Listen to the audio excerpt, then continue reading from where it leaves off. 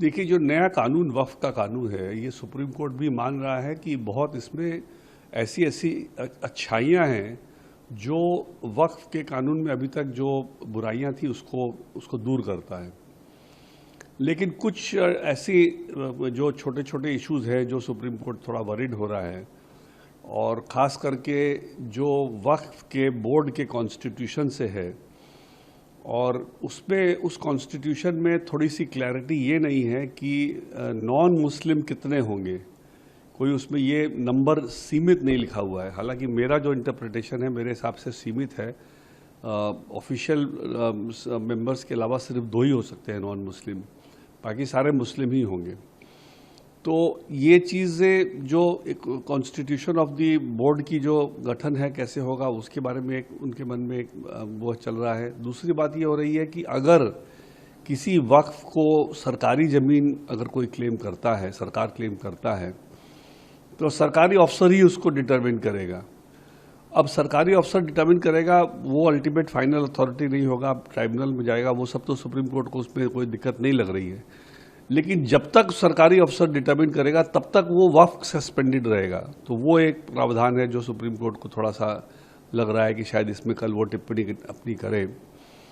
और जो लास्ट में जो वक्फ बाय यूज़र है, वो एक उन्होंने जो पिटिशनर साइड के लोगों ने जो बहस किया कि वक्फ बाय यूज़र जो पहले से चला आ रहा है, बहुत सालों से जो वक्फ चला आ रहा है, वो वक्फ बाय यूज़र ख़त्म कर रहे हैं। तो वक्फ बाय यूज़र जो ख़त्म हो रहा है वो आगे के लिए हो रहा है। जितने भी पुराने वक्फ हैं वो सारे वक्फ जो बाय यूज़र जो है वो सब चलेंगे, और उस पर कोई रोक नहीं है, उस पर उनका कोई हस्तक्षेप नहीं है इस नए कानून में।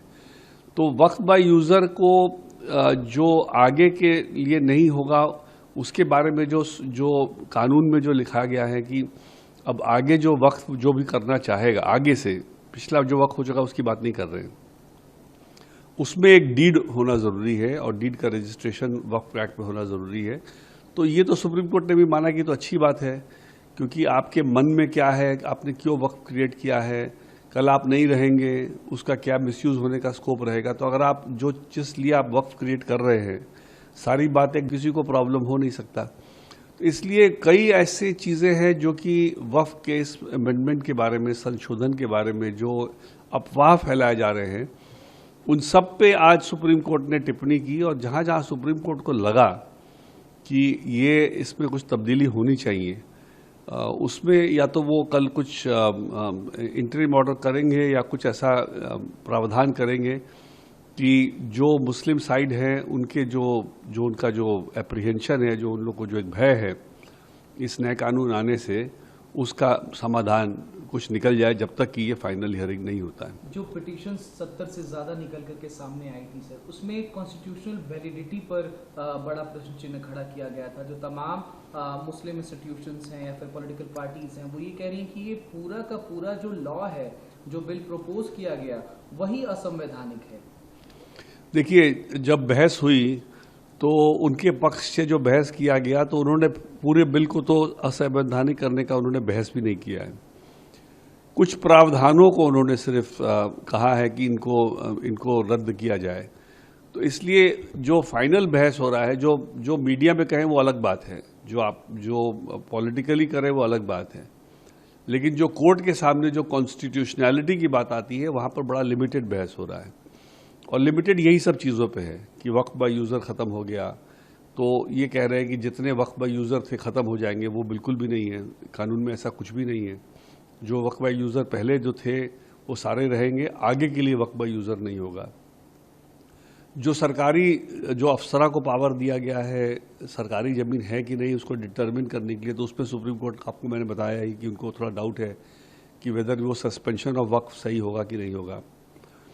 और जो प्रावधान है कि वक्फ का कैसे गठन हो और उसमें नॉन मुस्लिम कहीं मेजॉरिटी ना हो जाएं या उनका कोई ज़्यादा हस्तक्षेप ना हो, तो वो भी एक सुप्रीम कोर्ट एग्जामिन कर रहा है। और तीनों में हमको लगता है कुछ ना कुछ वो ऐसा कर जाएंगे जब तक ये सुनवाई नहीं होती है कि इनको कोई इसमें कोई इनको भय नहीं रहेगा इस नए कानून से।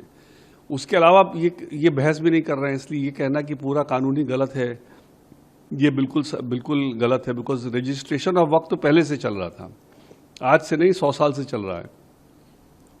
आज जो उसको रजिस्ट्रेशन कराने वाली जो रजिस्टर्ड वक्त है उनको कंटिन्यू करने की बड़ी क्लियर इस कानून में प्रावधान है।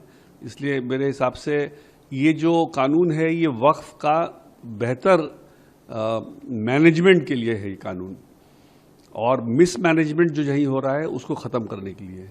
और ये बात धीरे धीरे विपक्षी पक्ष समझ जाएंगे, या जो लोग हैं जिनके बारे में ये अफवाह फैलाया जा रहा है, ज़्यादातर जो लोग हैं ना जिनको भड़काया जा रहा है वो कानून के उतने प्रावधान को समझते नहीं हैं और इसी नासमझी में भड़क रहे हैं कि कोई बहुत बड़ा संशोधन ऐसा लाया जा रहा है जो हमारे रिलीजियस अफेयर्स में हमारे इंटरफेरेंस किया जा रहा है। बट ऐसी कोई बात है नहीं, और ये आज खुल के आ गई है सुप्रीम कोर्ट के हियरिंग के दौरान। आपकी ही बात को कहीं ना कहीं माननीय उच्चतम न्यायालय ने भी एक जगह हाईलाइट किया। जब से इस बिल को ही प्रपोज किया गया था, जब जेपीसी की बैठक हुई, लगभग 30 से ज़्यादा जो बैठकें हुई, 90 लाख से ज़्यादा डॉक्यूमेंट्स प्रपोज किए गए, तमाम सुझावों को सुना गया, लेकिन बार बार ये बात निकल कर के आई कि इससे कहीं ना कहीं राइट्स पर एक खतरा मंडराता हुआ, पर्सनल राइट्स पर खतरा मंडराता हुआ दिखाई देता है। पश्चिम बंगाल में भी वायलेंस देखने को मिला, मुर्शिदाबाद में, उस पर भी एक टिप्पणी निकल करके सामने आई। देखिए, सुप्रीम कोर्ट ने आखिर में हियरिंग ख़त्म होने के दौरान बड़ा अच्छा चीफ जस्टिस ने कहा कि अब जब हम सुप्रीम कोर्ट एग्जामिन कर रहा है इस कानून को, तो हिंसा तो कम से कम एकदम ख़त्म हो जानी चाहिए। और ये जो चल रहा है एक माहौल जो बनाया जा रहा है, एक ऐसा कि कोई बहुत बड़ा रिलीजियस किसी के उसमें इंटरफेरेंस है, वो उसको ख़त्म होना चाहिए। क्योंकि हम देख रहे हैं खुद ही, हमारे पास सुप्रीम कोर्ट के सारे जजमेंट है पहले के जिसमें इन सारी चीज़ों को दर्शाया गया है। लेकिन जो ज़्यादा इम्पॉर्टेंट चीज़ जो निकल के आ रहा है मेरे हिसाब से वो ये है कि जो हमारा भारत देश है, भारत देश में जो माइनॉरिटी है, चाहे मुस्लिम हो, चाहे क्रिश्चियन हो या सिख हो, वो माइनॉरिटी में है। उनका मेजॉरिटी मतलब वो कानून बनाने की स्थिति में नहीं है। उनको जो कानून बनेगा उसको उनको सिर्फ इम्प्लीमेंट करना होगा, उसको मानना पड़ेगा उस कानून को। तो जो हमारे जो मेजॉरिटी में जो लोग हैं, खास करके जो हिंदू हैं, हम लोग में बड़ी भारी एक रिस्पॉन्सिबिलिटी है कि हम जब भी कोई कानून बनाए जो माइनॉरिटी को इफेक्ट करता है, तो माइनॉरिटी को साथ लेके चले और उसको समझाएं कि देखो तुम्हारे खिलाफ नहीं कुछ किया जा रहा है, जो भी किया जा रहा है तुम्हारे भले के लिए किया जा रहा है। और ये बड़ा भारी एक रिस्पॉन्सिबिलिटी है मेजॉरिटी के हाथ में, और उसको किस तरह से मेजॉरिटी निभाएगा। एक तरीका ये है कि भाई कोर्ट ही जब एग्जामिन कर रहा है तो कोर्ट से ऊपर तो कोई नहीं है, कोर्ट तो कोई माइनॉरिटी मेजॉरिटी नहीं है, वो तो हर के राइट को सुरक्षित रखेगा।